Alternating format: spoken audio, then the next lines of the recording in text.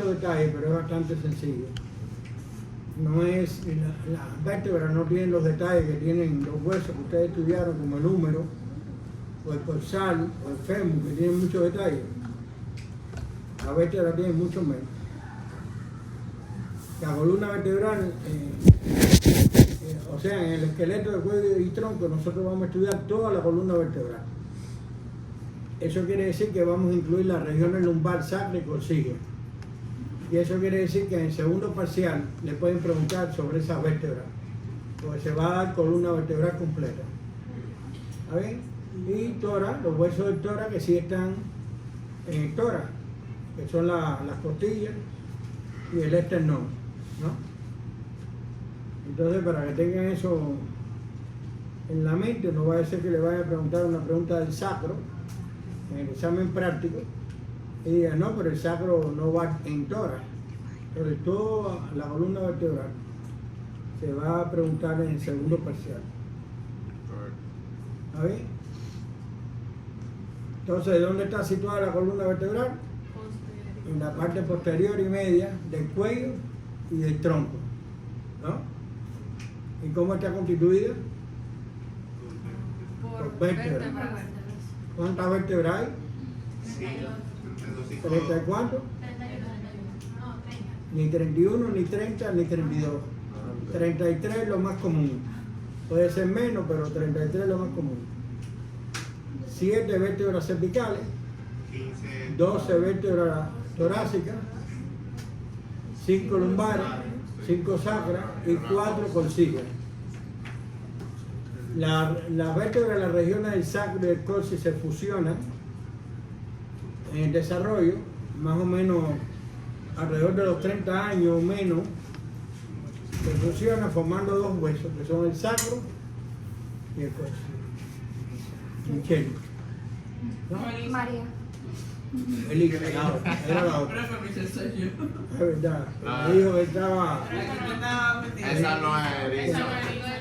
Que no me Elisa es hizo. la hija de Jaro. La hija, tía.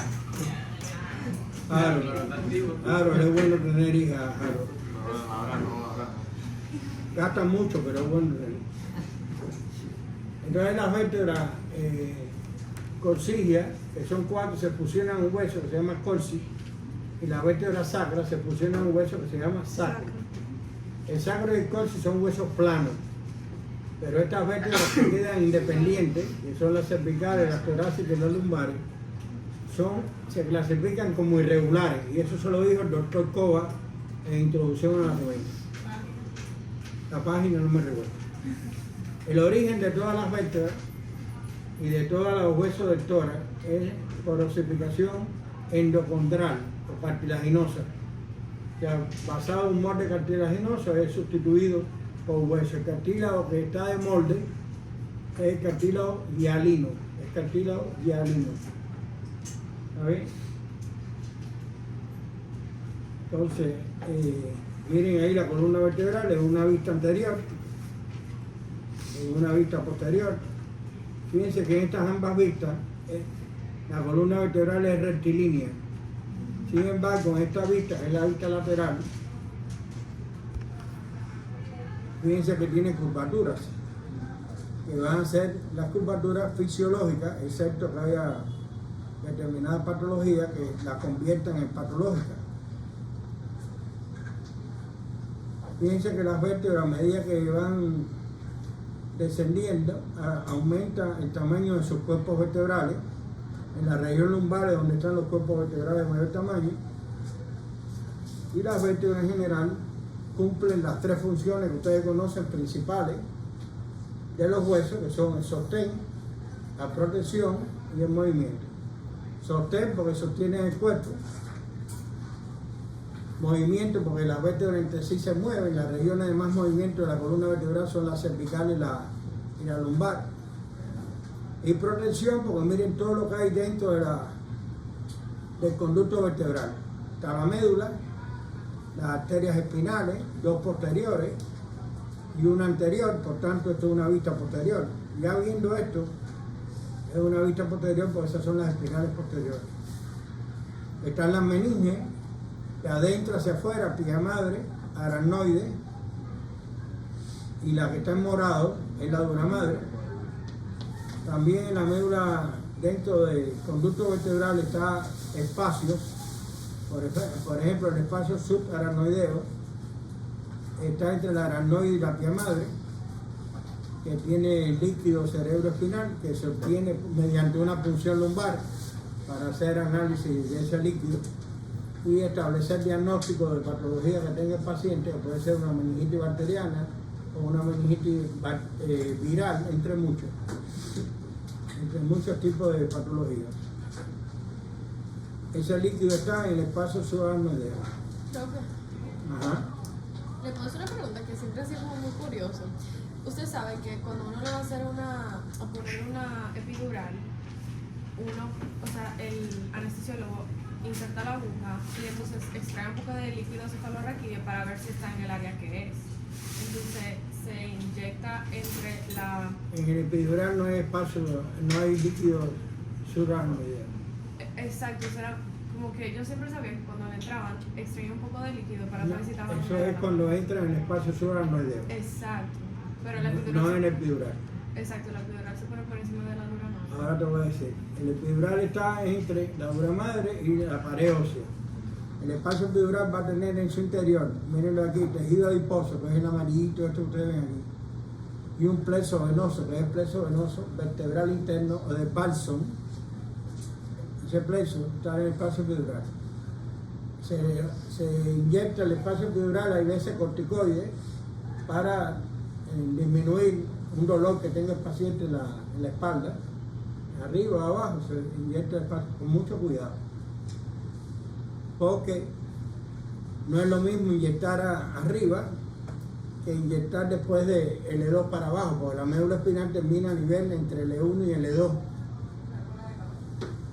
No, eso es otra cosa. La cola de caballo, se la voy a explicar qué es lo que es ahora, ya que dijeron la cola de caballo, ya que metieron el caballo aquí, en medio de la clase, metieron un caballo. Le voy a explicar lo que es la cola de caballo. La médula termina a nivel de L1 y L2, ¿no?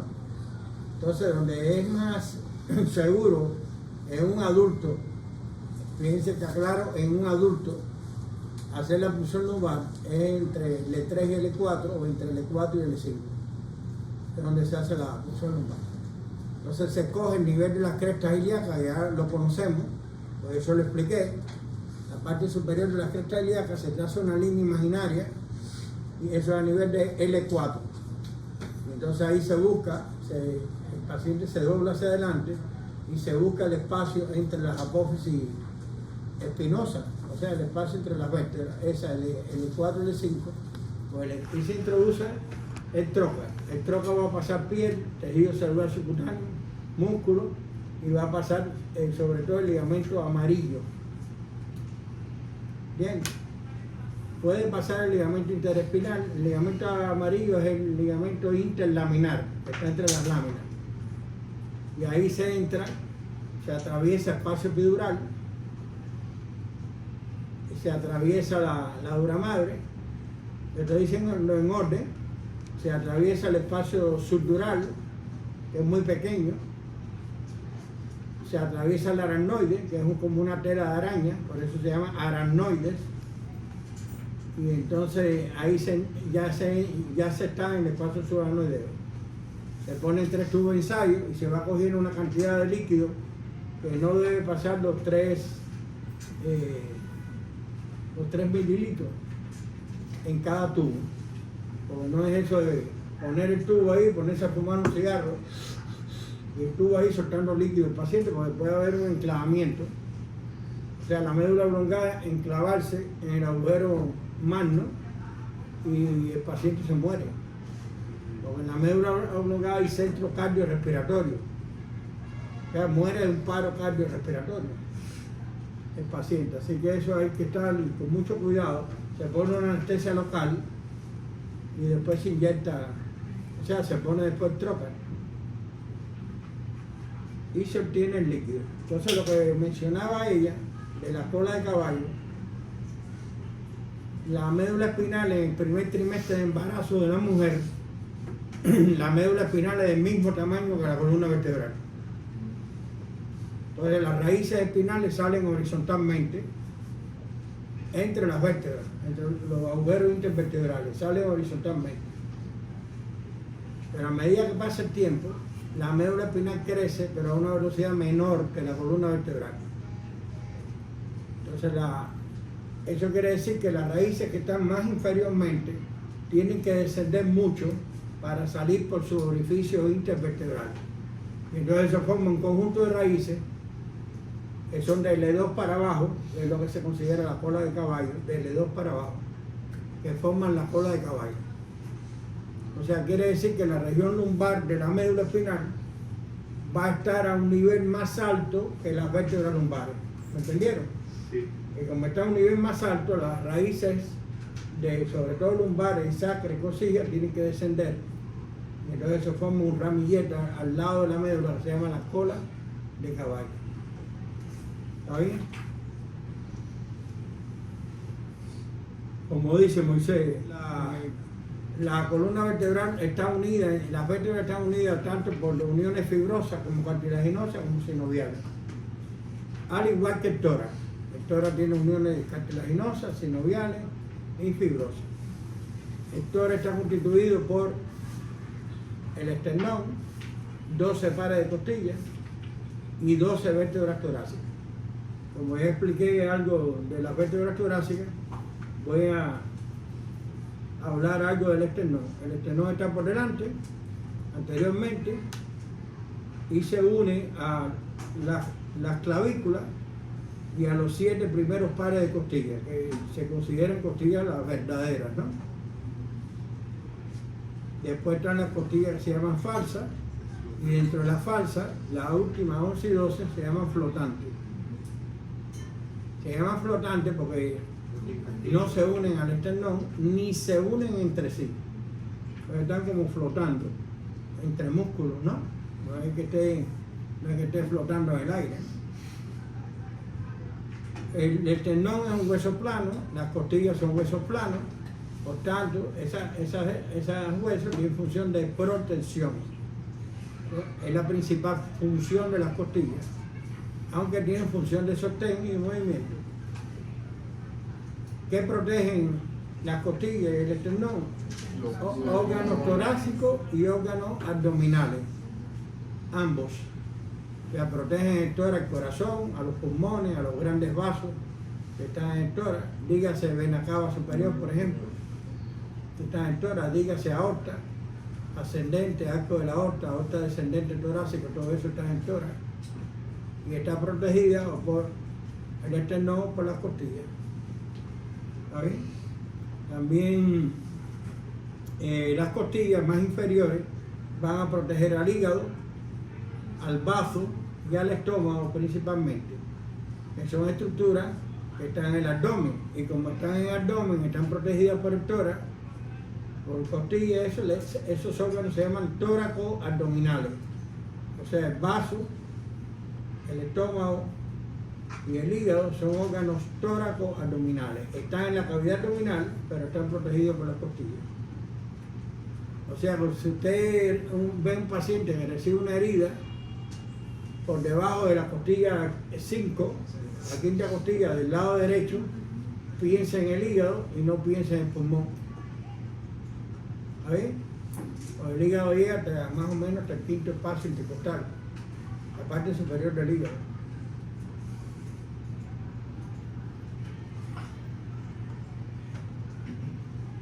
Incluso para verlo más alto del hígado, entonces le dice a la persona, expira, la persona bota el aire y el hígado hace así y sube un poquito. Si le dice inspira, ¿qué hace el hígado? Desciende un poquito.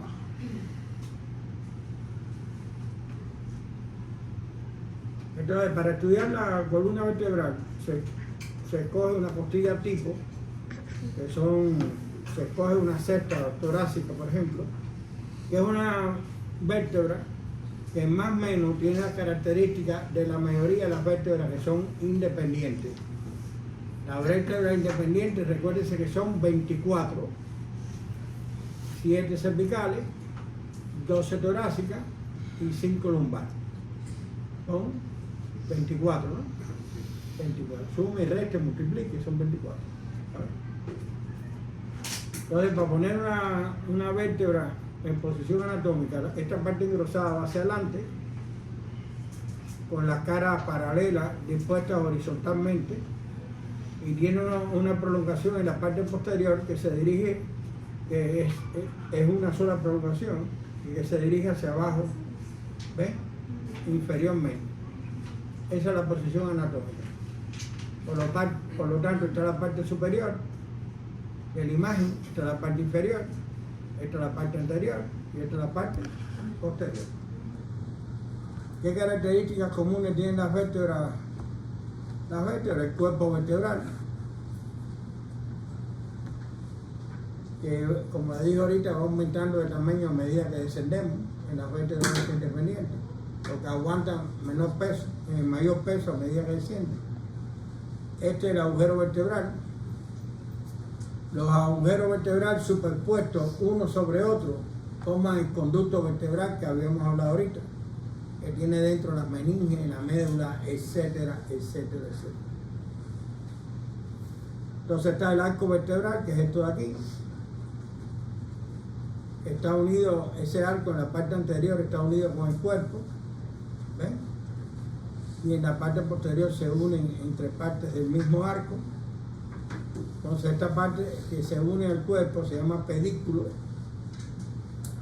y esta parte que son más anchas, que están posteriormente, se llaman láminas. Entonces, por ejemplo, cuando un paciente tiene una estenosis lumbar, una compresión de las raíces lumbares, con problemas en los miembros inferiores, o el plexo lumbar y el plexo sacro, como ustedes saben, inerva miembros inferiores, se puede hacer una laminectomía, que es extraer una o dos láminas para quitar la presión esa de las paredes del conducto sobre esos elementos nerviosos. Se desahoga, como desahoga la médula, y ese se hace una laminectomía con una operación que por supuesto es por detrás, porque las láminas están por detrás. ¿Está bien? Entonces están la otra característica que tienen las vértebras, es la presencia de apófisis o proceso. De una vez, por poco cambio en el manual, por poco cambio la apófisis por proceso. Sabes que en los libros hay veces que te cambian, pero cuando voy al atlas me doy cuenta que apófisis es como se dice en el atlas. Y por suerte no cambié nada, porque si no hubiera cambiado todo. Pero cuando usted oiga la palabra proceso, en inglés se utiliza por apófisis, se utiliza proceso. Entonces, si usted ve proceso articular superior, es lo mismo que apófisis articulares superiores. Como dice Coba, ¿se entendió? Sí. Bueno. Entonces, las apófisis son una espinosa, que es la que se dirige hacia atrás y hacia abajo, dos transversas, una derecha y una izquierda. ¿Cuál es la derecha aquí? ¿Esta o esta? Esta. Ajá. Correcto, muy bien, excelente. Entonces, dos apófisis articulares superiores, que son estas de aquí, con sus carillas articulares, para articularse con la vértebra que está arriba, y dos apófisis articulares inferiores para articularse con la vértebra que está abajo. Esas son las características comunes. Está además decirle que este cuerpo tiene una cara superior, una cara inferior, una cara anterior, una cara posterior y dos caras laterales, una derecha y una izquierda. La enfermedad más común en las vértebras es la osteoporosis. Y es más frecuente en la mujer que en el hombre. Una osteoporosis puede causar con un ligero traumatismo, y hay veces con un movimiento brusco, una fractura de las vértebras. ¿Sí? En la fractura los tratamientos dependen. Hay veces que no se hace nada en el sentido quirúrgico, que no se hace reposo, se da analgésico, ¿no?, al paciente para recuperarse de una fractura. Y en otras ocasiones se hace cirugía, tratamiento quirúrgico. Incluso se pone como una sustancia que es como un cemento en la parte de dentro de la vértebra, para entonces Cuando hay fractura de varias vértebras, la persona, y no tratadas bien, la persona puede encorvarse, aumentar esta cifosis, la cifosis torácica, y hacer que la persona tenga dificultades para todo, para caminar, para coger algo, ¿no? ¿Le están gustando las vértebras o no? Sí. No, bueno. La anatomía es bonita, si no miren ahí en el perdón, es muy bonita. Miren, entre los detalles anatómicos, si vamos a considerar esta vértebra, por ejemplo, que están viendo, tienen muy poquito detalle anatómico. Ahora, si consideramos todos los detalles anatómicos de todas las vértebras, ahí incluyen algunos detalles más. Por ejemplo, aquí, en la vértebra torácica, están las escotaduras vertebrales, que están en todas las vértebras. Hay una escotadura vertebral superior y una escotadura vertebral inferior. ¿Cuál es la más pronunciada? La inferior. Y si un nervio pasa por aquí, estoy preparando para una anatomía aplicada. Si un nervio pasa por aquí, nervio de ese lado, pasa por ahí. La protuberancia del disco hacia atrás, del disco intervertebral, una hernia discal, seguro han oído hablar de eso. ¿Afecta ese nervio? No lo afecta. Eso es lo que iba a prepararlo para una anatomía aplicada. Estoy preparando. No lo afecta, afecta el siguiente. O sea, si este es T4, los nervios a partir de T1 para abajo, los nervios pasan por debajo de la vértebra correspondiente. O sea, por debajo de T1 pasa T1. Y así sucesivamente hasta los lumbares. Por debajo del E4 pasa el E4. Pero cuando hay una hernia discal, por esa escotadura tan pronunciada y el nervio situarse ahí, no se afecta el nervio que pasa entre las dos vértebras, sino el que va siguiente. O sea, si aquí fuera T4, vamos a poner el lumbares, ¿no? Porque aquí no, las hernias ocurren en las lumbares, ¿no? Vamos a suponer que esta sea el E4. ¿Qué nervio pasa por aquí? El E4. ¿Pero qué nervio se va a lesionar? El E5, correcto. Y eso está en el atlas. En el atlas del Netter está la imagen donde tú ves perfectamente que la hernia discal afecta al siguiente nervio. Estamos hablando de la región lumbar. Las hernias discales, la mayoría de ellos son entre el E4 y el E5. Mami tiene una hernia. ¿Tú tienes? Mami. Ah, no, porque estamos muy Yo jóvenes tengo para tener hernia. Pero mami tiene 39, 40. Bueno, ya está media edad. Y Coba está en edad completa. Ah, bueno. Miren, estos son fositas costales, que son otros detalles. Estas son caras articulares para articularse con las vértebras. Por ejemplo, en la región cervical tienen estos orificios transversarios. ¿Ven? Esos orificios transversarios están en la región cervical.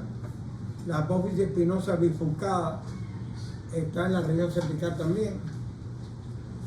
Estos tubérculos anterior y posterior están en la apófisis transversa de las vértebras cervicales. No sé si se dan cuenta que sumando todos esos detalles y lo de la región lumbar, las vértebras lumbares, que son como 3 o 4 detalles, no te da los detalles que tiene el corsal. Así que ustedes estudiaron huesos que tienen más detalles que las vértebras. Entonces esas son las características comunes de las vértebras. Repito, cuerpo vertebral, agujero vertebral, el arco vertebral, con 2 partes, pedículo y lámina, y las apófisis articulares, 2 superiores, 2 inferiores, 2 transversas y una espinosa. Son 7 apófisis. Entonces, ya pasando a las características regionales de las vértebras, aquí vemos las vértebras cervicales. ¿Cuál característica regional ustedes creen que es la más importante? Que distingue a las vértebras cervicales de otras regiones como la torácica o la lumbar. Ustedes saben lo que es regionales, ¿no? O sea, la gente va y tiene cosas diferentes a otra región y así sucesivamente. Los santiagueros en Cuba, como Coba, tienen características diferentes a los habaneros que están en La Habana. ¿entiendes? Ellos son más dominicanos en la forma de ser, ¿Ustedes de dónde? de La Habana, de la capital. De Holguín. No, aquí no. ¿Entienden? Eso es regional. Entonces, ¿qué característica regional usted ve aquí en esta vértebra que no la ve en esta? Correcto. Esos son los agujeros transversales. Todas las vértebras cervicales, todas, tienen las típicas que son de la 3 a la 6, y las que son atípicas, ¿no? Que son las restantes, tienen ese agujero transversario. ¿Qué pasa por ese agujero? Mírenlo ahí. La arteria vertebral entra por el agujero de la sexta vértebra cervical y asciende por todos los agujeros transversales. Después se curva, después de pasar por el del atlas, se curva y entra en el agujero magno, esa arteria vertebral, para unirse con la otra y formar la arteria basilar. Pero ya eso es dentro de la cavidad craneal. También por esos agujeros transversarios pasa una vena vertebral accesoria, miren ahí, el plexo venoso vertebral, que esa sí pasa por todos los orificios transversarios, desde el 1 al 7. La vena vertebral accesoria. O sea, arteria vertebral no está en el orificio transversario de la séptima vértebra cervical, no está ahí. Entonces eso es lo que pasa por el agujero transversario. Profe, entonces por la sexta vértebra cervical pasa la La arteria vertebral. arteria va en sentido de abajo hacia arriba. Pasa de la sexta y asciende. La vena, ¿cómo va? De abajo De arriba hacia abajo. La vena. Claro, la vena. La vena ahí en el cuello. Estamos hablando del cuello. ¿Puede que viene de la cabeza? No exactamente. Pero bueno, no vamos a entrar en eso. Pero la vena vertebral, una de las venas vertebrales accesorias pasa por los orificios transversales de todas las vértebras cervicales. ¿Está bien? Y después termina en la brachiocefálica, en la vena brachiocefálica. Es la vena vertebral. Entonces, este cuerpo, como es grande o chiquito, ese cuerpo es chiquito porque aguanta menos peso, a no ser que el individuo sea muy cabezón. ¿Sí? Entonces, el agujero, ¿cómo es? El agujero vertebral, ¿cómo es? ¿Pero qué forma tiene? Ah, un triángulo. Forma. De triángulo. Oye, uno le dice piramidal. forma, en vez de decir más pequeño, eso es tamaño. Forma, es triangular. Estamos fundidos. O de forma de corazón de naipe. ¿Han jugado a las cartas? Ah, bueno. Entonces, esas son las tres características. Cuerpo pequeño, agujero vertebral en forma triangular o de corazón de naipe, y la más importante de todas son los agujeros transversales, en las apófisis transversas. Ahí, esa es la más importante.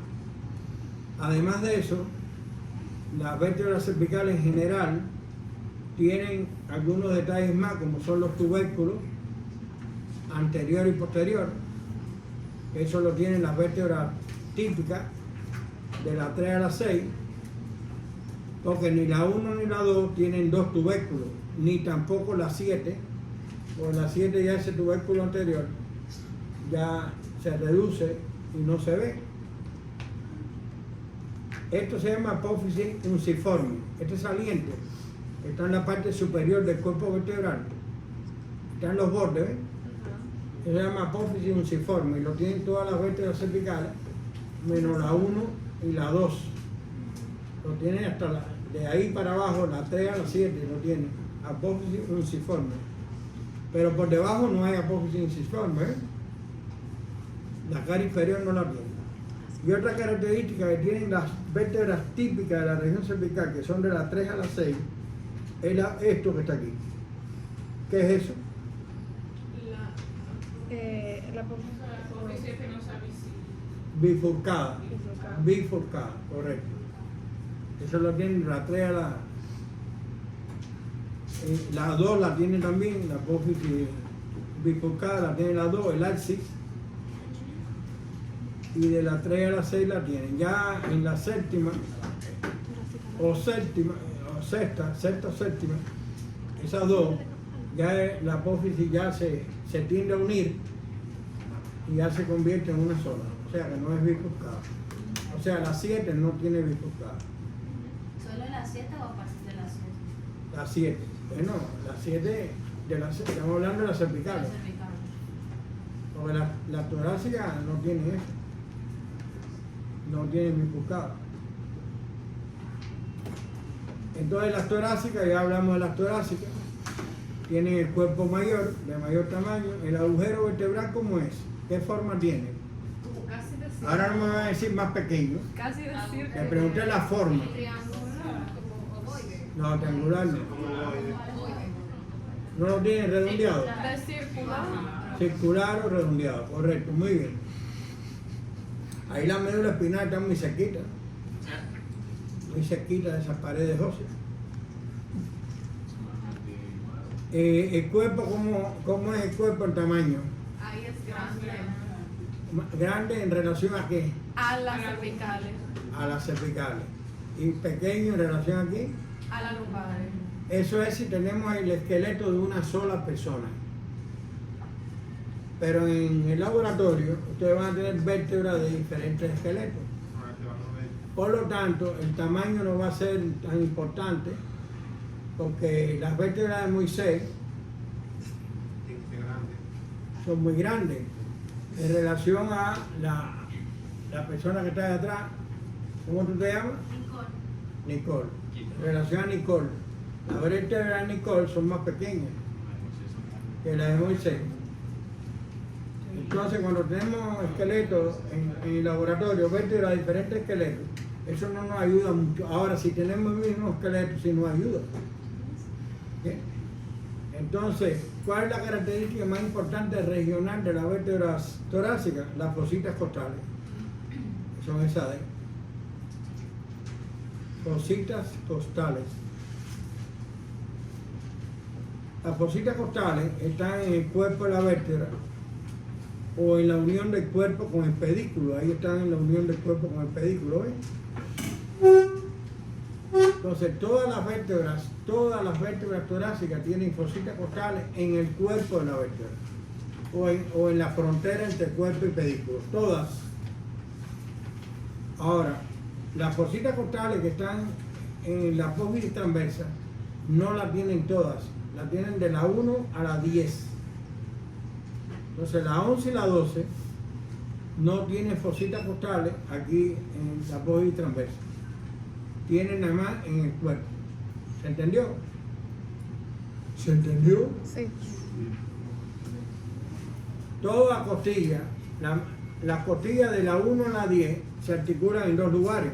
Por ejemplo, esta costilla que va aquí y va hacia adelante. La costilla viene aquí y va hacia adelante. ¿Esta costilla de qué lado es? ¿Derecho o izquierdo? Izquierdo. Excelente, muy bien. ¿Quién dijo izquierdo? Tú, muy bien. Entonces la costilla, la cabeza de la costilla va aquí y la cara articular del tubérculo costal va aquí y hace esto y se curva hacia adelante. Eso es de la 1 a la 10.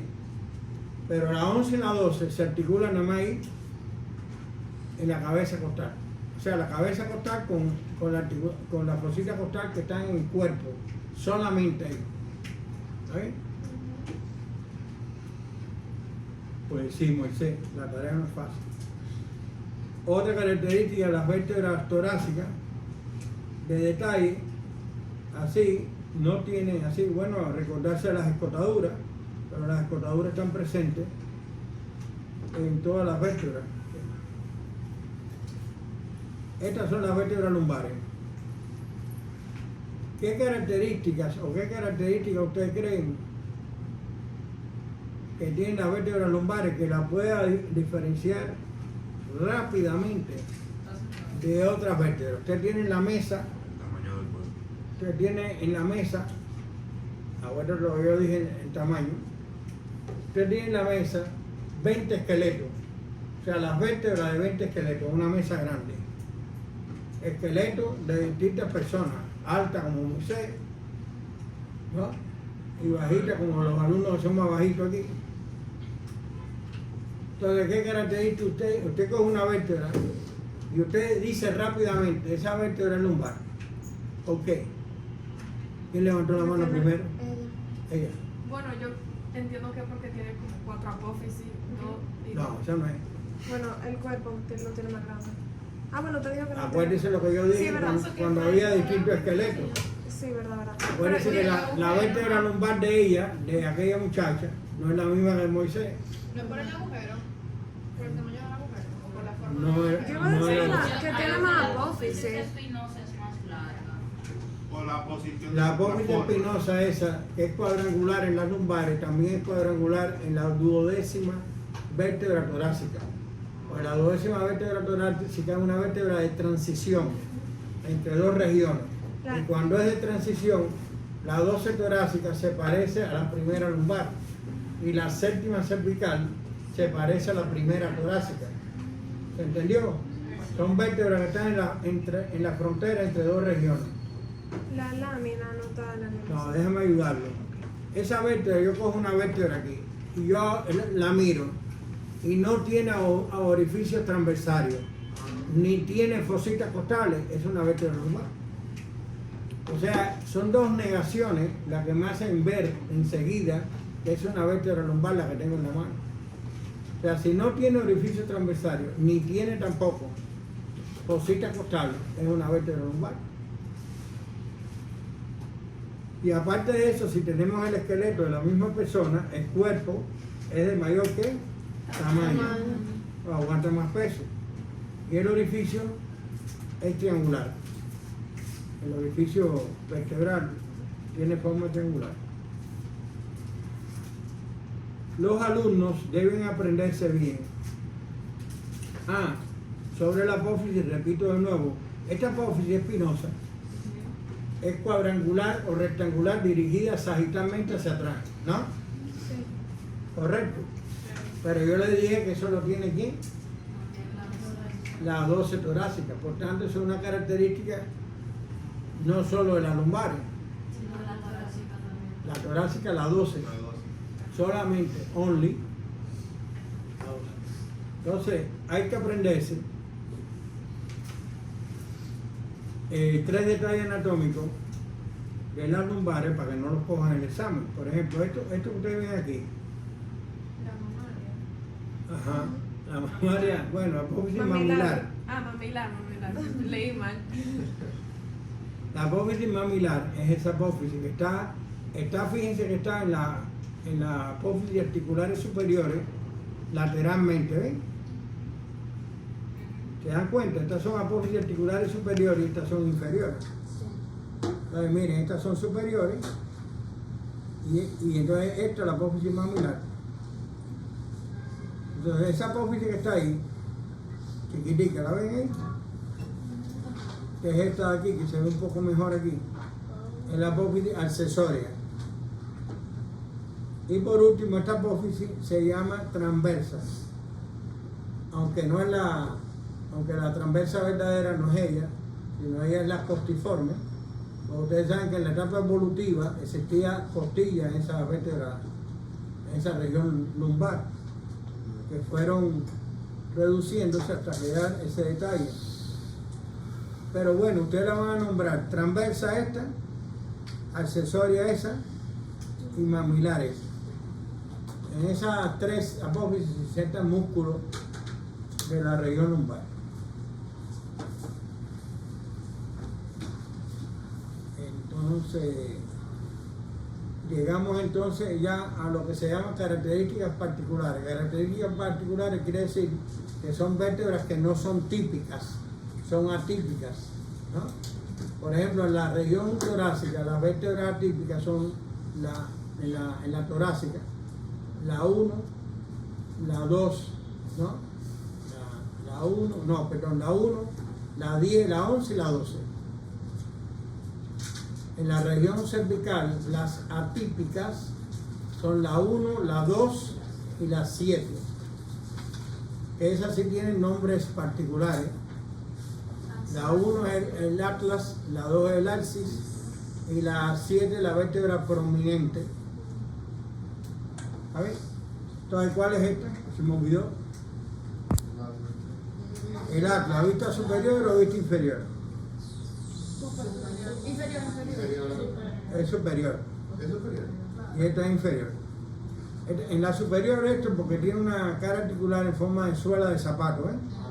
Eso la tiene en la superior, para articularse con el cóndilo. Eso se llama cavidad glenoidea. Eso es para articularse con el cóndilo de los occipitales, formar la articulación atlanto-occipital, que es una derecha y una izquierda, ¿no? Que se mueven al unísono, o sea, son combinadas. Y entonces el atlas es la vértebra que más detalle anatómico tiene, o sea, más características particulares tiene. Y no tiene cuerpo. Esa es una de ellas. O sea, no tiene cuerpo, tiene dos masas laterales, que son estas dos. En las masas laterales tiene 4 superficies articulares, 2 superiores, en forma de suela de zapato, para los occipitales, y 2 inferiores, en forma circular y plana, que son para el axis, que es esta articulación, el atlante-occipital. Además, estas, ¿cómo se llama? Laterales, ¿cómo le dije ahorita? Eminencia. O le dije que Algo le no Cavidad glenoidea. cavidad glenoidea es la parte de arriba. Estos son La cara masas, ya encontré la palabra, masas. Me recordé de la carne de res. Yo compro carne de res, no en pierna, no en la pierna, sino en masa. Nunca masa, nada de hueso. Usted sabe que la gente compra la pierna con el hueso en medio y el hueso le pesa 3 toneladas, entonces se come 1 tonelada y el hueso no se lo puede comer. Ah, sí, lo echan en sacocho, le coge un hilito, lo echan al primer sacocho, lo guardan en frío y después coge el otro sacocho a la semana, pues va a coger el hueso y lo pone con un hilito. Ustedes no saben eso, porque no vivieron en un periodo especial en Cuba. No saben eso. Y ojalá que no lo sepan nunca. Entonces, miren, hay un detalle muy importante que se llama tubérculo del ligamento transverso del atlas. Ese tubérculo aquí está en las masas laterales. Y ese ligamento va transverso, va de un tubérculo a otro. Y por detrás, ¿de quién? ¿Qué es esto? El diente. Ese es el diente del alce, la apófisis odontoidea. Entonces evita que la apófisis odontoidea, ese ligamento evita que la apófisis odontoidea vaya hacia atrás y daña a quién. La médula. Correcto, la médula espinal. Cuando se dice médula hay que decir el apellido, porque hay médula ósea. Muy bien. Entonces tiene, en vez de un arco vertebral que tienen las otras vértebras que dijimos, aquí hay 2 arcos vertebrales. Uno anterior más corto y uno posterior más largo. Eso te ayuda también a ponerlo en posición anatómica. O sea, el tamaño de los arcos, aparte de la cara articular. El atlas no tiene todos los detalles que usted dice, entonces no es. Yo no he terminado el atlas, Pero me estoy imagino. empezando. Pero me imagino la foto. No, la foto es la misma, pero yo no he terminado el atlas, de hablar del atlas. El atlas, ustedes saben que se nombró con el libro de la mitología griega que carga el mundo. No, yo decía En el libro, libro, Atlas. En el diente. En el nete, están todos los detalles. Ella hace esto, ¿ven? Se curva sobre el atlas, se va a curvar y apoyarse en ese detalle anatómico que es el surco de la arteria vertebral. ¿Se entendió? Eso es antes de entrar por el agujero magno para unirse con la otra vertebral y formar la basilar, la arteria basilar. Basilar es con B, no con V, no de bacilón, es de basilar, de base, del cráneo. David, no es fácil la tarea, yo tengo que ver muchachos. Es duro. ¿Vieron el ata? Qué bonito, ¿le gustó? Vamos a decirle otro detalle más. Miren, esa apófisis transversa tiene su orificio transversario, ustedes saben que es una característica regional, ¿no? ¿Se recuerdan? Pero fíjense que aquí hay un solo tubérculo. Ahí hay un tubérculo. Esa es la apófisis transversa. Y termina en un tubérculo, no en dos. Si ustedes se fijan en esta vértebra, que se la presentamos ahorita, ¿ven? Tienen dos tubérculos, ¿ven? Anterior y posterior. Entonces, vamos a ver el alcis. El alcis es este. Alcis viene de eje, porque el diente está en el mismo eje longitudinal del cuerpo, pasa por el diente del alcis. Ahora tenemos el diente aquí, que es la característica que lo identifica, particular. Es una prolongación que se dirige, está anterior y se dirige hacia anterior y superior, en la parte superior del alcis, y se dirige hacia arriba. Dicen las teorías que se formó el diente por el cuerpo del atlas, que se trasladó hacia abajo y se formó el diente del alcis. El diente tiene dos caras articulares, una para el arco anterior de quién? Del atlas. Del atlas, y la otra por detrás para quién es. Para el ligamento transverso del atlas. Excelente, entonces el ligamento transverso viene aquí atrás sobre esa superficie, ¿ves? E impide que el diente se vaya hacia atrás y dañe quién, La médula y puede causar una cuadriplegia o puede causar la muerte de la persona si le afecta a los centros esos que le dije que están en la médula oblongada. Y la fractura de los dientes cuando es del alcis es un 40%, cuando es del alcis es un 40%. Ustedes saben los ahorcados, en los ahorcados cuando la soga le ala es fractura de esta unión o de la unión de los pedículos del alcis, y ahí se daña la médula oblongada y se murió. Hasta luego. Era muy buena gente, buen padre, buen trabajador, pero murió. Así que pórtense bien para que no lo van a buscar. Otra característica que no está mucho en los libros, no está descrita mucho en los libros, es que las caras articulares superiores del alcis, para articularse con el ata, que está por arriba, están en el cuerpo del alcis, no están en el arco. Fíjense que en el arco sí están las caras articulares inferiores, ¿ven? La apófisis articular inferior. ¿Se recuerdan de esto? Miren, acuérdense que estas prolongaciones, que son 7, salen del arco vertebral. Entonces esa parte y la parte de abajo están en el arco, pero en el caso del alcis están en el cuerpo.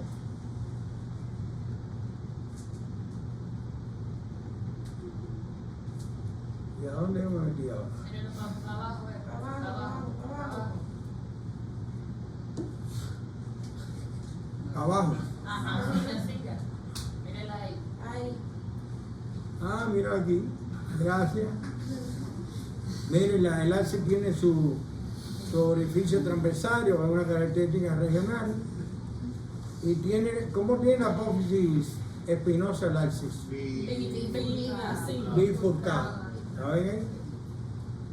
Eso es atlas o alcis. Fíjense que las caras articulares superiores estas se unen con las inferiores del ata, que son estas de aquí.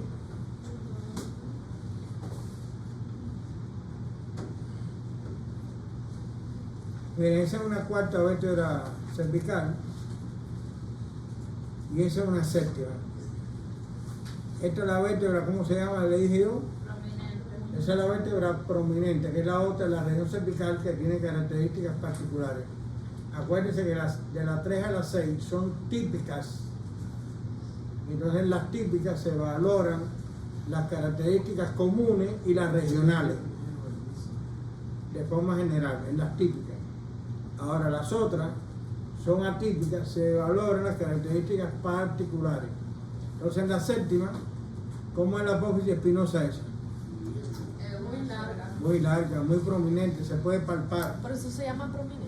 Claro, se puede palpar y a partir de ahí ir contando las vértebras, sobre todo en personas delgadas, porque ya Moisés no se palpan muchas vértebras, porque ya está.